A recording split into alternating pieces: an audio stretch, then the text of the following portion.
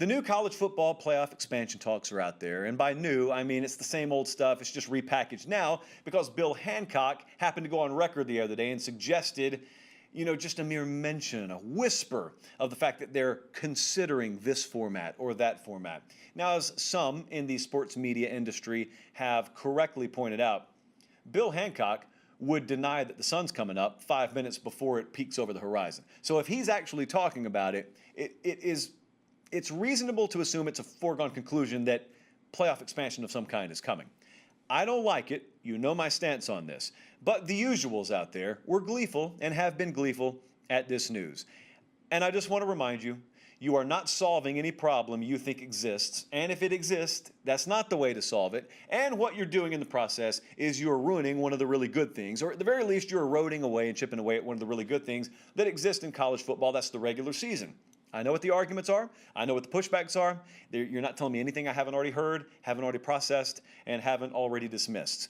You think you can have both of them. You can think you can still make the regular season great. You think you can still make it unique unto the American sporting landscape and have your expanded playoff. You can't. You can't. I'm going to tell you why. It may go over your head or you may not care, but I'm going to tell you why. But I just want you to think about this, okay? So let's say you move into a new neighborhood, and let's say you bought it sight unseen. Not smart, but let's say you bought a house sight unseen. And you move in the neighborhood, and there's an industrial plant that is right behind the picket fence where your house is, the neighborhood property lines there, and there's this huge industrial complex, and it's loud 24/7. Hello. And you don't like it. You don't like that sound. And so you repave your driveway.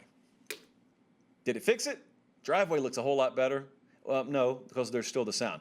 Well, then the homeowners association gets together and you guys decide that you're going to add new sidewalks in the neighborhood and you're going to pay to have everyone's yard resodded. Director Emeritus Collin, I would go for that. Wouldn't you go for that? Great. Is the problem fixed? No, it's not. Because the problem is still the industrial complex and it's still really loud back there. So then guess what we're going to do? We're going to have a big end of the summer blowout neighborhood picnic. And you can bring two friends that don't live in the neighborhood. Now, surely this is going to solve the problem, right? We're getting everyone involved. Everyone's having fun. Everyone's going to have a seat at the picnic table, so to speak, literally. But it's not solving the problem. You go home that night and you're picking the barbecue out of your teeth and you're full and you're sitting there watching your TV show and you realize there's that sound again. Because the problem was never lack of picnics or sidewalks or sod or driveway. It was always the industrial complex and how loud that thing is. You don't have a system problem in college football that really needs fixing via an expanded playoff. Expanding the playoff is not going to fix the college football problem. You don't have a problem in terms of system in college football. You got a person problem. The person is Nick Saban. Nick Saban's the problem that college football has. And no amount of expanded playoff is going to change that. You're going to reshuffle the deck and you're going to draw the same card every time. Now, the logical response to understanding this would be, I guess we just got to wait for him to retire. I mean, we're living right smack dab in the middle of the greatest dynasty in the history of college football, the greatest run in the history of college football, led by the greatest man to lead a college football program. We're not looking back. Normally, you're used to reading that in a history book, but we're seeing it right now. So logic, maybe in generations gone by, would be, let's just have some patience, let's just wait it out, and maybe occasionally, LSU 2019, let's say, someone jumps up and beats him. But by and large, we just got to wait it out. That would be logical. That's not 2021. In 2021, we have to burn the entire thing to the ground because we have the collective patience of a cassava melon. And so instead of being logical about it, we're going to upend the entire system. Mind you, you're still going to get the same results as long as Nick Saban's around. But you're going to erode away the most valuable commodity that this sport has in the process, and that is the regular season. I have heard your arguments on this. Our audience is split on this. Some of you agree with me, and you're in the #4 and no more camp. A lot of you think we need to expand. A lot of you even believe in auto bids for conference champs, because what that really solidifies is the idea that we're going to have equity across college football. Everyone's going to be included. We're going to have teams from the West Coast. We're going to have teams from the East Coast. We're going to have teams from the South, the Midwest, the North, and it's going to be great, and it's going to be evenly represented. That, to you, is more a utopian playoff model. I've never agreed with that. I couldn't care less if we get 4 teams from the Pacific Northwest in the playoff, if they're the best teams.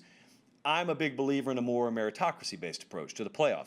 But either way, wherever you fall on this, I just want to remind you, I get it. This is not hard. Your reasons for wanting an expanded playoff, they're not hard to understand, guys. So sometimes what I'll get someone asking me, this is normally how it works, someone will ask me, what's your opinion on the playoff? And I'll say, I don't think it should expand. And that's about 5 seconds of the conversation. And then the next 5 minutes is them, mind you, the person who asked me what I think, didn't go the other way, that person explaining to me why they think it should expand. And they talk to you as if you don't get it. You don't really, it's okay, simpleton. Let's pat you on the cheek. You're the 4 and no mores. Let's pat you on the cheek, okay? You may not have quite the degree on your wall that we have, so let's explain to you why expanding this playoff is so great. And you'll understand, don't worry, come on, maybe kicking and screaming, but come on, you'll love it. No, I get all of it. I understand the points, I just don't agree with them. There's a big difference there. And so I actually think the opposite may be true. I actually think there may be some things that you don't understand that you're going to have to learn the hard way about your model. Your better shot for teams, your more spots for teams, your more inclusive environment where the entire country is represented via the auto bid process every year, it's a giant safety net under the very teams that you're trying to counter with your new model. You look at Clemson right now, some of you think it's a bad thing that they dominate every year. You look at Bama, you look at Ohio State, you think that's a bad thing. I'm telling you the only thing that's keeping them from truly dominating literally every year with no rest is the 4-team playoff. Because right now, they still understand they can't be losing in the regular season more than once. They can't be losing and still be making that playoff. You are now taking a giant safety net via your expanded playoff, and you're building it under all those teams. You know how hard it's going to be to beat Alabama 3 times in a season, or Ohio State or Clemson? And then once you get them in there, they're always going to be more talented. They're always going to be the most talented teams, at least for the foreseeable future.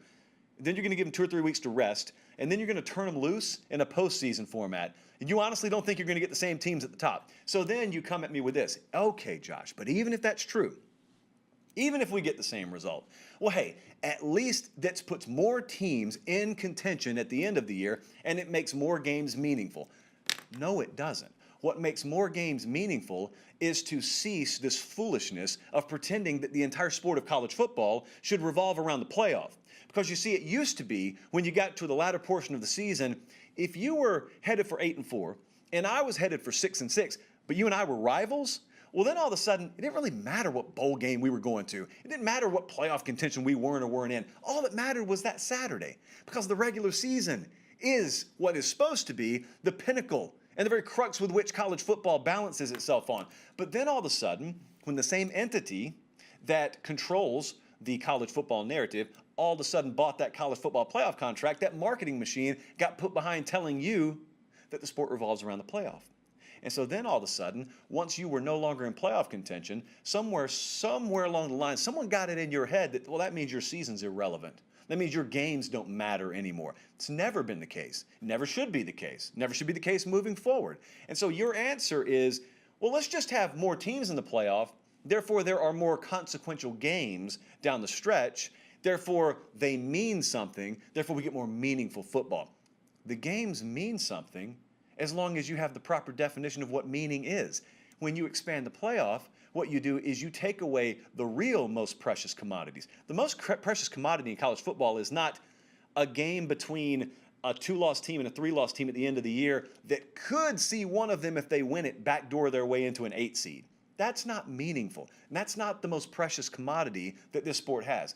The most precious commodity is when you turn on one of those games, when it's, let's say, 3:26 on the East Coast on a given Saturday, and the SEC game of the week or the ABC game of the week is about to come on, and you know you got some big-time powerhouse contending teams playing each other, there's no safety net under the game right now. Therefore, there is an unmistakable and, in the pro sports model, induplicable sense of urgency with every play. It's why college football is appointment must-see TV, because you know you don't have a safety net. You cannot keep that factor, which is unique to college football, which gives college football the flavor and the environment that no other American sport has, You can't keep all that when you expand a playoff. You just can't. But here's what sucks for people like me. I know all that, and I know you will end up finding this out. You'll go on this quest into your expanded playoff, and then you'll find out it's giving you the same result and the same teams that would have always dominated are dominating. Yeah, you get a few teams that get a taste of it and get their brains beat in that otherwise wouldn't have been in the playoff, and then you'll realize, wow, so it turns out expanding the playoff hasn't really changed anything. And now all of a sudden, it doesn't matter if I go to Home Depot and miss that game in week 3, because I know there's a big safety net built under that team and they can afford to lose. And then you get later in the year and some of the rivalry games, even some of the conference championship games, instead of playing for access to the playoff, you're playing for seeding. You think you can have that and you can keep what's great about college football, you're kidding yourself. Now, I will grant you this. If you have your 18 playoff, in and of itself, it'll be great to watch. It'll be must see. What will it have come at the expense of? What it will come at the expense of is really invalidating a lot of what has made regular seasons in college football great. But what sucks is it'll be too late once everyone else realizes that. See, I know that. Some of us know that. A lot of us know that. A lot more of you are gonna know it. The problem is by the time you realize it, it'll be too late. These things don't go in reverse. Playoffs don't contract. They only expand. It's like government. It only gets bigger. It never contracts. No one ever says, let's do away with this in that department. And so I'm going to have to sit there and I'm going to have to say, I told you so, but it won't feel good because we're not going back, so it's not really going to matter. It won't bring me any sense of moral superiority. I can promise you that. #4 and no more for what it's worth.